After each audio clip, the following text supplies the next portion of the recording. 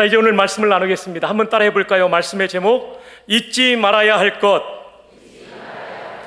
우리는 인생을 살면서 잊지 말아야 될 것이 있습니다. 가장 기초적인 것은 집문의 비밀번호를 잊지 말아야 됩니다. 잊어버리면 들어가는데 상당히 애로가 있죠. 은행의 계좌에 있는 그 비밀번호도 잊지 말아야 됩니다. 한 번 어떤 할머니가 은행에 가서 돈을 인출하는데 눈이 좀 흐리니까 직원에게 요청을 했어요. 써달라고. 다 쓴 다음에 직원이 비밀번호를 써야 돼가지고, 할머니 비밀번호는요? 그랬더니 비둘기 그러는 거예요. 아니 할머니, 이건 숫자예요. 비둘기 숫자라니까요. 아니 이 젊은 사람이 말을 못 알아먹네. 비둘기 그러니까 이 직원이 약간 언짢았어요. 할머니 숫자라고요. 그랬더니 할머니가 귀에 대고 불러주셨습니다. 9999. 비둘기가 그렇게 울잖아요. 네, 비밀번호가 노출되기를 원치 않는 할머니의 지혜를 엿볼 수가 있습니다. 우리가 기억해야 될 것, 그리고 잊지 말아야 될 것이 있죠.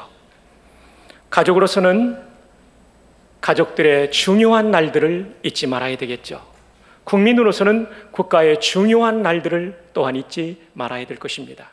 우리가 6월의 마지막 주일, 6월 한 달, 국가적으로는 호국 보훈의 달로 우리가 지내고 있습니다.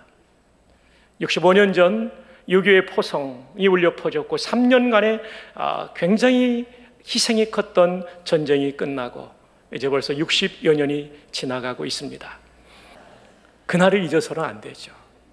우리가 지금 신앙의 자유를 누리고 있고 평화를 누리고 있는 것은 참전 용사들의 희생 때문에, 먼저는 하나님의 은혜요, 그 다음에는 참전 용사들의 희생 때문에, 또한 월남전을 통해서 우리는 인류의 평화를 위해서 봉사했으며 국가의 발전을 위해서 월남 참전 용사들이 얼마나 수고했는지 모릅니다. 가깝게는 연평해전, 저도 그 영화를 아직 보지는 못했지만 NLL을 지키기 위하여, 조국의 바다를 지키기 위하여 산화된 6명의 참수료의 용사들을 우리는 잊을 수 없죠. 그 영화를 여러분 한번 꼭 좀 보시면 좋겠습니다. 그리고 좀 더 가깝게는 천안함 폭침으로 수많은 장병들이 희생된 것을 우리는 잊어서는 안 됩니다. 오늘 이 시간 참전 용사들을 좀 격려하고 싶은데 6.25 참전 용사들 한번 그 자리에서 한번 일어나 주십시오. 월남, 저 뒤에 우리 어르신 계속 서 계십시오. 월남전 참전 용사들 한번 일어나 주십시오. 김인덕 지사님 일어나야죠. 청룡부대로 다녀오셨잖아요. 예, 맹호부대, 청룡부대, 백마부대, 비둘기부대. 그리고 월남전 이후에 대간첩 작전에 수고하셨던 우리 예비역분들 계속 일어나 계십시오. 아직 박수를 안 쳤기 때문에 일어나 계십시오. 계속 서 계십시오. 예, 그런 분들 계십니까? 예, 이 귀한 어른들, 우리 국가를 위해서 희생하신 분들이, 김 집사님은 손가락도 잃어버리셨어요. 로켓포를 쏘시다가. 우리 박수로 한번 이 귀한 분들을 격려하십시다. 정말 감사합니다. 우리 어르신들의 희생과 수고 저희들이 잊지 않겠습니다. 감사합니다. 그래서 그런 유명한 얘기가 있죠. Freedom is not free. 이 free라는 얘기가 자유라는 뜻도 있지만 공짜라는 뜻도 있죠. Freedom, 자유라고 하는 것은 거저 주어지지 않는다, 공짜가 아니라는 거죠. 이 귀한 분들의 희생의 바탕 위에 오늘 우리 대한민국이 있다는 것을 우리는 잊지 말아야 됩니다. 그런데 오늘 본문에 보면 또 하나 우리가 잊지 말아야 될 중요한 것이 있다라고 성경은 말씀하고 있습니다. 함께 성경 시편 103편 2절의 말씀을 보겠습니다. 내 영혼아 여호와를 송축하며 그의 모든 무엇을 은택을 잊지 말지어다. 하나님께서 베풀어 주신 은택을 잊어버리면 안 된다고, 그 은혜를 잊어버리지 말고 감사 송축하라고 오늘 본문이 말씀해 주고 있습니다. 은택이라는 말은 히브리 말로 그물입니다. 다른 단어는 다 잊어버려도 이 단어는 외우기가 너무 쉽습니다. 바다에 치는 그물하고 똑같은 발음입니다. 그물, 한번 해봅시다. 그물. 이 단어의 뜻은 혜택입니다. 시인은 자기 자신을 향하여 하나님께서 너에게 베풀어 주신 혜택, 은택을 잊지 말라라고 깨우치고 있는 것이 오늘 본문의 말씀입니다. 그렇다면 하나님께서 시인과 우리에게 베풀어 주신 은택, 혜택은 무엇일까요?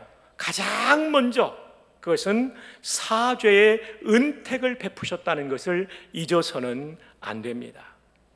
시편 103편의 가장 많은 분량의 내용은 하나님께서 우리의 죄를 용서해 주셨다는 것입니다. 이것이 얼마나 중요하냐면 이 용서의 은혜 때문에 우리가 하나님의 자녀가 되었습니다. 미천한 피조물이 창조주 하나님의 아들과 딸이 되는 은혜를 누리고 있는 것입니다.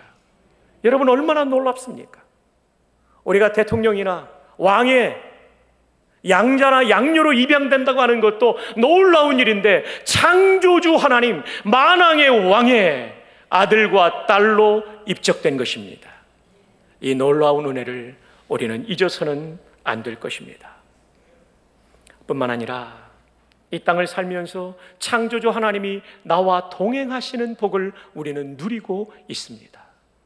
말씀을 묵상할 때마다, 기도할 때마다, 곰곰이 하나님을 그리워볼 때마다, 그리고 찬송을 드릴 때마다 하나님의 영이 나와 함께 하시고 성전된 내 몸 안에 거하시는 성령께서 나를 위로하시고 나를 격려하시고 잘못했을 때는 책망하시고 바른 길로 가게 하시고 나를 고아와 과부처럼 버려두지 않고 나의 일생을 인도해 주시는 그 하나님의 영광스러운 동행이 구원받은 우리에게 있음, 이것은 사죄의 은택의 결과로 주어진 복입니다. 할렐루야. 이것뿐입니까? 우리 모두는 죽음을 맞이하게 될 터인데, 죽음을 맞이할 때 우리가 두렵지 않게 죽음을 맞이할 수 있는 것은 우리는 죽자마자 그 영혼이 천국에 가기 때문입니다. 하나님의 임재를 눈으로 목격하는 놀라운 은혜를 누리게 될 것입니다. 얼마나 놀라운 은혜입니까? 하나님이신 그분이 미천한 나를 사랑하시사 나를 위하여 독생자를 주셨고 그 독생자의 죽음을 통하여 이루어 주신 이 용서의 은혜, 사죄의 은택을 통하여 우리는 이런 놀라운 은총을 누리고 있는 것입니다. 뿐만 아니라 이 땅을 살면서 우리는 인생의 가장 중요한 목적인 하나님을 영화롭게 하는 삶을 살 수가 있는 것입니다. 세상에 아무리 많은 부를 가지고 있다 할지라도, 명예를 가지고 있다 할지라도 하나님을 영화롭게 하는 삶을 그들은 살 수 없습니다. 오직 예수님의 십자가의 공로로 말미암아 사죄의 은총을 받은 사람만이 하나님을 영화롭게 하는 인생을 살아가는 것입니다. 성경의 말씀을 보면 그렇기 때문에 시편 103편 3절에 내 모든 죄악을 사하셨기 때문에 송축하라라고 말합니다. 10절에 우리의 죄를 따라 우리를 처벌하지는 아니하시며 우리의 죄악을 따라 우리에게 그대로 갚지는 아니하셨으니, 맞아요. 하나님께서 저의 죄를 그대로 처벌하셨다면 저는 감히 이 자리에 서 있을 수 없고 하나님의 자녀도 될 수 없는 인간이에요. 근데 하나님께서 나를 나의 죄대로 처벌하지 않았어요. 다윗을 하나님께서 그의 죄대로 우리아를 살인교사이기 때문에 처벌했다면 다윗도 그냥 죽어야 되는 거였어요. 근데 하나님께서 그러지 않으시고 용서해 주셨어요. 회개할 때 11절 이는 하늘이 땅에서 높음같이 그를 경외하는 자에게 그의 인자하심이, 그의 자비하심이, 다른 말로 번역하면 사랑하심이, 다른 말로 하면 히브리 말로 헤세드가 크심이로다. 그렇기 때문에 우리를 용서하시는 것입니다. 이 용서는 얼마나 확실한 것이냐면 12절에 이렇게 말합니다. 동이 서에서 먼 것 같이 우리의 죄과를 우리에게서 멀리 옮기셨으며, 내가 담당해야 되는 죄의 형벌을 하나님께서 완전히 멀리 옮기셨습니다. 동과 서가 완전히 먼 것처럼 하나님께서 완전히 해결해 주셨습니다. 왜냐하면 13절 이 하나님은 우리의 아버지가 되시기 때문입니다. 아버지가 자식을 긍휼히 여김같이 여호와께서는 자기를 경외하는 자를 긍휼히 여기시나니. 저도 자녀들이 있으니까요, 자녀들에 대한 기본적인 마음은 긍휼이에요. 사랑이에요.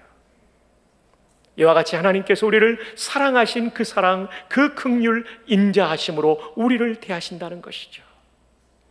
그런데 이 긍휼은 또 어떻게 나타나시냐면 14절 이는 그가 우리의 체질을 아시며 우리가 단지 먼지뿐임을 기억하심이로다. 하나님이 왜 우리에게 긍휼을 베푸시냐면 그 이유는 그가 우리의 체질, 우리의 본성을 아십니다. 뿌리 깊은 죄성을 아시며 우리의 유혹에 연약한 심성을 아시기 때문에 그분께서 우리를 긍휼히 여겨주십니다. 이어서 말합니다. 인생의 유한함과 하나님의 영원하심을 15절로 17절까지 대비시켜주고 있습니다. 인생은 그날이 풀과 같으며 그 영화가 들의 꽃과 같도다. 그렇습니다, 여러분. 우리의 인생이 얼마나 빨리 지나가냐면 풀처럼 쉽게 시들어 버립니다. 그리고 우리가 누리고 있는 영화가 굉장한 것 같지만 들의 꽃에 핀 꽃송이처럼 쉽게 사라져버리고 마는 것입니다.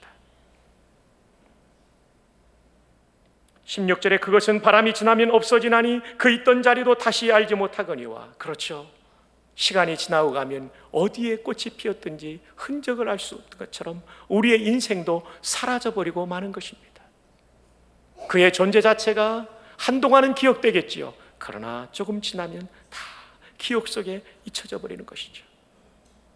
그런데 17절에 하나님은 어떤 분이십니까? 여호와의 인자하심은 자기를 경외하는 자에게 영원부터 영원까지 이르며. 하나님의 인자하심은 유한하지 않습니다. 우리의 인생은 유한하지만 하나님은 영원하십니다. 그러므로 하나님의 인자, 하나님의 헤세드, 하나님의 사랑의 근거, 하나님의 긍휼의 근거에 용서받은 것은 영원히 용서받은 줄로 믿습니다. 하나님은 변덕 부리지 않습니다. 하나님은 변심하지 않습니다. 사람은 변덕을 부리고 변심을 할 수 있지만 하나님은 영원히 그의 인자하심을 지켜 우리에 대한 사죄의 은총을, 그 은택을 영원토록 계속시켜 주시는 하나님이라는 것을 믿으시기를 바랍니다. 그러므로 우리는 나를 구원해 주시기 위하여 속죄의 피를 흘려주시고 그 아들을 보내주신 하나님 앞에 그 은택을 잊지 않고 감사할 수 있기를 주님의 이름으로 축복합니다. 두 번째, 우리가 잊지 말아야 될 것은 치유의 은택을 베푸셨습니다. 인생을 살면서 몸이 치유되는 것 뿐만 아니라 마음이 치유되는 것이 얼마나 크고 기쁜 일입니까? 그렇죠. 아파보지 않은 사람은 아픈 사람의 마음을 이해할 수 없지요. 우리는 살면서 크고 작은 질병 가운데 하나님의 도움을 받아왔습니다. 시편 103편 3절에 보면 그가 내 모든 죄악을 사하셨을 뿐만 아니라 내 모든 병을 고치시며 라고 말합니다. 저도 초등학교 2학년 때 아버님께서 근무하시던 약국 건너편에 있는 부대에 놀러 갔다가 밤늦게 건너오다가 택시에 치였습니다. 몸이 붕 떴다고 그래요. 병원에 입어보니까 이쪽이 완전히 다 찰과상이 나 있고요. 그리고 왼쪽 다리는 엄청나게 부어 있었습니다. 골절이 되었는데 복합골절이 됐어요. 뼈가 으스러져서 스테인리스를 박아서 이것을 고정시키고 6개월 후에는 다시 빼는 거예요. 1969년도에 수술이니까 이게 얼마나 아픈지요. 그래서 이게 곪지 않게 해서 소독을 하는데요, 거즈를 넣어가지고 핀셋으로 의사 선생님이 뼈까지 갑니다. 그리고 뼈를 긁는 거예요. 제가 이렇게 하는 이유는 조는 분들을 깨우기 위함입니다. 정말 아팠습니다. 치료를 받고 오면 온몸에 땀이 푹 젖었죠. 그런데 하나님께서 그때 저를 정말 잘 고쳐주셔가지고요, 이 두 다리를 가지고 200km 행군도 하고 낙하산도 타고 공수교육도 받고 전투수영훈련도 하고 지금도 똑바로 서가지고 말씀을 전할 수 있고 저를 고쳐주신 하나님의 은택을 찬양합니다. 뿐만 아니라 저는 대학교 1학년 때 맹장이 터졌습니다. 늦게 갔더라면 죽을 줄 알았는데 좀 빨리 가게 되었어요. 기숙사에 있는 형들이 저를 데리고 가가지고 학장님 차를 타고 병원에 갔는데 그 이은태 박사님이 아주 잘 치료해 주셔가지고요, 제가 14일 만에, 보통 3일 만에 퇴원하는데 14일 만에. 그래서 저는 선교지를 가도 걱정하지 않습니다. 맹장을 띄고 갔기 때문에 맹장염 걸릴 일이 없습니다. 그때 하나님이 저를 살려주셨어요. 전도사 때는 제가 담임 목사님과 함께 교역자들과 북한산 MT를 갔다 오다가 교회 앞에서 본고 뒷문을 여는데 그만 콜라병이 쏟아지면서 이 콜라병이 바닥을 때리면서 튀어 올라가지고 날카로운 병 조각이 제 발등을 찍었습니다. 동맥이 끊어져 가지고 피가 솟았습니다. 와, 그때 저희 동료 전사님 형님이 저를 얻고 뛰어가지고 그 인왕산 옆에 있는 병원에 가서 꼬매가지고 이 다리가 지금도 쓰고 있습니다. 저를 치료해 주신 하나님을 찬양합니다. 아멘이 작을 줄 알았습니다. 그건 내일이지 내일은 아니다라는 표정들입니다. 근데 여러분, 제가 이 얘기를 드리는 이유는 뭡니까? 저만 그랬냐는 거예요. 아니죠. 이 얘기를 들으면서 여러분이 제대로 말씀을 듣고 있는 분은 맞다, 맞아, 나도 그때 하나님이 치료해 주셨지, 이 생각을 나게 하려고 제가 예를 든 것뿐입니다. 우리를 치료하신 하나님을 찬양합니다. 성취합니다. 사랑하는 여러분, 우리가 하나님의 은택을 기억하면서 해야 될 중요한 것이 바로 이것입니다. 누구 때문에 받은 상처, 하나님께 받은 용서를 기억하면 그것은 100데나리온밖에 안 되는 거예요. 오늘 이 예배를 드리면서 그분이 누구인지 모르지만 그분을 용서하시기를 바랍니다. 거기에 마음의 치유가 일어나는 거예요. 오늘 이 말씀을 듣는 순간 우리의 몸과 마음에 하나님의 거룩한 치유의 손길이 우리를 새롭게 하시기를 축복합니다. 마지막 세 번째로는 잊지 말아야 될 것은 무엇이냐면 인생을 새롭게 하시는 은택을 베푸셨습니다. 우리는 살아가면서 숱한 좌절을 이기면서 여기까지 왔습니다. 저도 그랬고 여러분도 그랬어요. 우리의 노력과 우리의 인내심으로 다 이겼다고요? 그렇지 않습니다.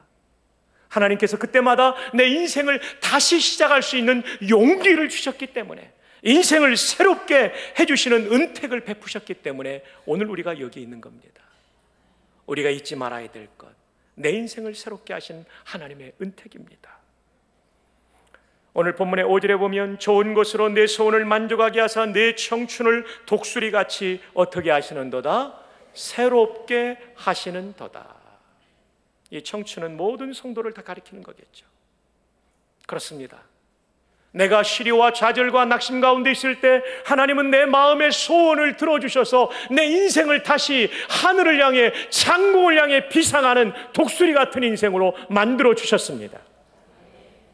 그런가 하면 하나님은 시리와 좌절 가운데 환경을 바꿔주지는 않았지만 그 고난 가운데 내 내면의 세계를 일으켜 세워주시고 시련과 연단의 과정을 통해 고난을 이길 수 있는 하나님의 사람으로 만들어 나를 사용하시는 경우도 있습니다. 환경에 대해서는 예스를 하지 않고 노로 거절하셨지만 하나님은 그 시련의 풀무 가운데 우리를 새롭게 빚으시는 과정들이 있다는 말이죠. 독수리는 70년을 삽니다. 꽤 오래 살죠.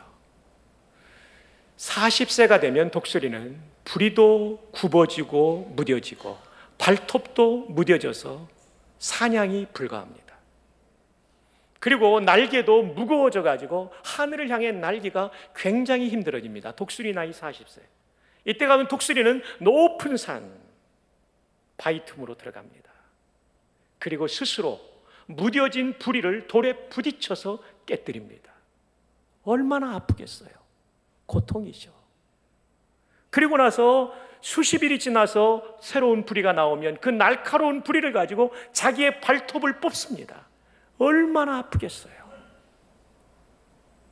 그리고 나서 자기의 날개의 무거운 깃털을 뽑아버려요. 얼마나 아프겠어요.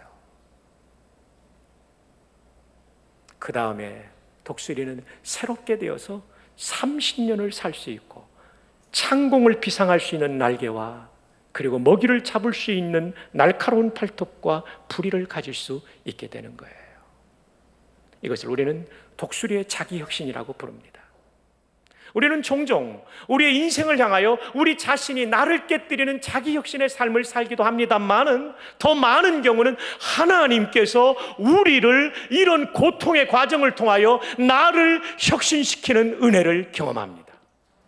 내가 스스로 하는 것이 아니라 내가 안 하니까 하나님이 나를 고난의 코너로 몰고 갑니다. 고난의 산 정상으로 몰고 갑니다. 고난으로 몰고 와서 나를 혁신시키는 하나님의 손길이 우리에게 있다는 것이지요. 그러므로 우리가 지금 현재 고난을 당하고 있다는 것이 나쁜 것이 아닙니다.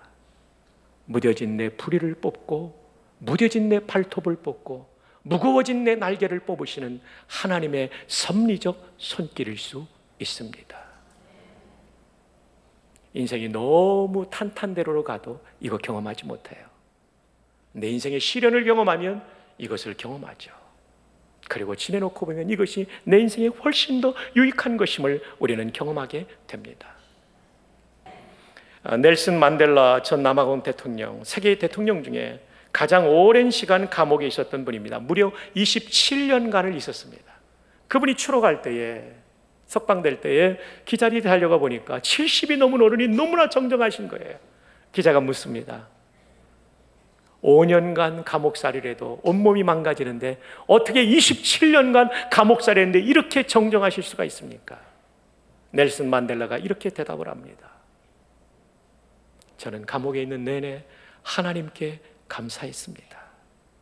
창문 너머로 그 조그만 하늘이 보일지라도 그 하늘을 바라보며 하나님께 감사했고, 그 좁은 감방의 바닥을 바라보며 땅을 바라보며 하나님께 감사했고, 물을 마실 때에도 감사했고, 밥을 먹을 때에도 감사했고, 강제 노역에 시달릴 때도 감사했습니다. 그랬더니 하나님께서 27년간 저를 건강하게 지켜주셨습니다. 그리고 남아프리카 공화국의 대통령이 된 거예요. 여러분, 감사하는 사람은 건강까지도 하나님이 인도해 주십니다. 오늘의 상황이 아무리 어렵다 할지라도 그 하나님 바라보며 하나님의 섭리적 손길, 마치 이 고난이 나의 부리를 새롭게 만들기 위하여 뽑는 것이고 발톱을 새롭게 만들기 위하여 뽑는 것이고 내 날개를 가볍게 하기 위하여 깃털을 뽑는 과정이라고 오늘의 고통을 해석할 수 있는 은혜가 우리 가운데 있기를 주님의 이름으로 축복합니다. 하나님의 섭리적 손길을 바라볼 수 있는 거예요. 그럼 무엇을 가지고 찬양합니까? 1절의 말씀에 보면 내 영혼아 여호와를 송축하라. 내 속에 있는 것들아 다 내 전심을 다해 하나님께 찬양하는 게 송축입니다. 내 속에 있는 것들아 다 반심이 아니라 전심이죠. 그럼 누가 누구에게 찬양하라고 명령합니까? 먼저는 자기가 자기 자신에게 명령합니다. 103편 1절에 보면 내 영혼아 여호와를 송축하라. 2절 내 영혼아 여호와를 송축하며. 여러분, 왜 자기 자신에게 명령할까요? 사람은 희한해요. 예배를 드리면서도 딴 생각할 수 있거든요. 그래서 자기 자신을 깨우치라고 말하는 거예요. 이 명령이 자기 자신에 대한 명령이에요. 내 영혼아, 이거예요. 몇 분이 깨어나기 시작했습니다. 제 손바닥은 너무 아픕니다. 내 영혼아.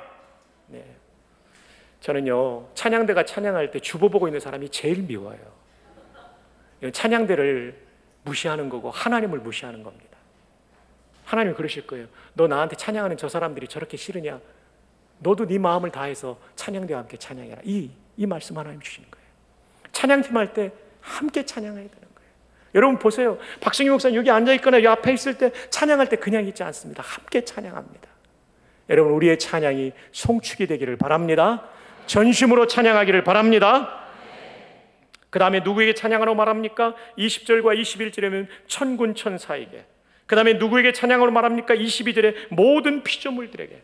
왜 그렇습니까? 정말 하나님의 은택이 고맙다고 느껴지면요, 나 혼자 찬양해가지고는 이 성이 안 차는 거예요. 우리 부인들 머리가 잘 나온 미장원 있잖아요. 그 미장원 소문 내잖아요. 아, 거기 가격 대비 너무 잘 나왔어. 봐봐, 이 웨이브가 말이야, 이 컬러가 말이야, 이러잖아요. 하나님이 너무 좋으니까 나만 할 수 없는 거예요. 천군 천사 같이 하자. 모든 피조물아 같이 하자, 이런 거예요. 우리 모두에게 이 하나님의 은택이 이렇게 기억되고 감격으로 다가올 수 있기를 바랍니다. 이제 말씀을 맺습니다. 오늘은 한 해의 절반이 지나가는 6월 마지막 주일. 교회는 한 해의 절반을 보내고 7월 첫 주일은 맥주 감사 주일로 지키게 됩니다. 다음 주일 보리를 거두고 드리는 감사를 우리는 7월 첫 주에 현대의 교회는 지킵니다. 맥추감사주를 맞이하면서 우리는 어떻게 하나님 앞에 감사해야 될까요? 잊지 말아야 될 것이 있어요. 먼저 가장 큰 것은 나의 죄를 사죄하신 은택을 잊지 마시기를 바랍니다. 이게 가장 큰 거예요. 오늘 본문에 가장 많이 나와요.